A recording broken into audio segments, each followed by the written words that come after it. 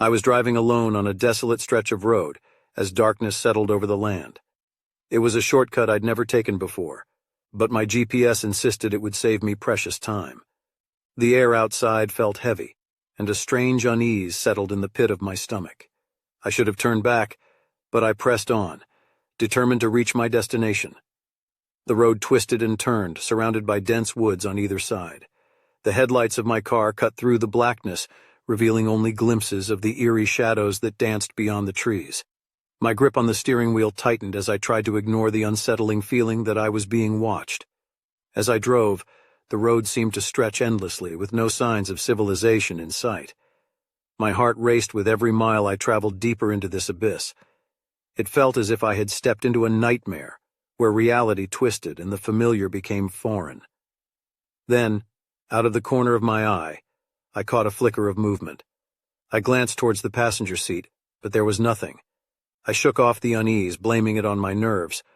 But as the seconds passed, I realized that something was undeniably wrong. I reached for my phone to call for help, but it was dead. Panic settled in, and I desperately searched for a sign of life. Up ahead, a dim light emerged, providing a glimmer of hope. I pulled over to investigate, praying for assistance or at least a phone signal. The light led me to an old, dilapidated gas station. It stood like a relic of the past, abandoned and forgotten. The flickering neon sign read Joe's Gas in faded letters. Reluctantly, I stepped out of the car, my footsteps echoing ominously in the silence. As I approached the gas station, I noticed the eerie absence of any sound, no birds chirping, no wind whispering through the trees. It was as if the world itself held its breath. The creaking door swung open with a spine-chilling screech, revealing a dimly lit interior. The shelves inside were stocked with long-expired snacks, covered in a thick layer of dust. A sense of foreboding washed over me, and I quickly turned to leave. But just as I reached for the door, a voice echoed through the emptiness. "Lost, are we?" I froze in place, my eyes darting around the room, searching for the source of the voice. From the shadows emerged an old man, his eyes piercing with an otherworldly gleam. His voice was laced with a sinister melody, sending shivers down my spine.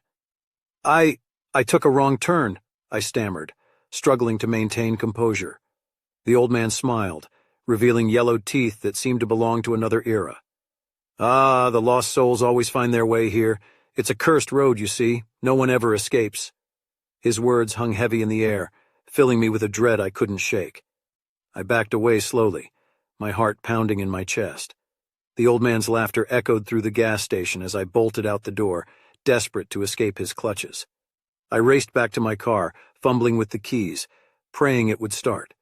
The engine roared to life, and I accelerated down the road, leaving the gas station and its haunting presence behind. But as I drove, I realized that the road had become a labyrinth, twisting and turning endlessly, leading me back to the very place I tried to escape. No matter how fast or far I drove, I remained trapped in this nightmarish loop. And so I find myself eternally driving, forever lost on this desolate road, haunted by the ghostly echoes of the past. Each passing mile brings me closer to madness, with no hope of escape. My only solace is warning others, pleading for them to avoid this cursed road, lest they too fall victim to its sinister grasp. So I implore you, dear reader, heed my warning and stay away from the lost highway, for it is a road that will consume your very soul.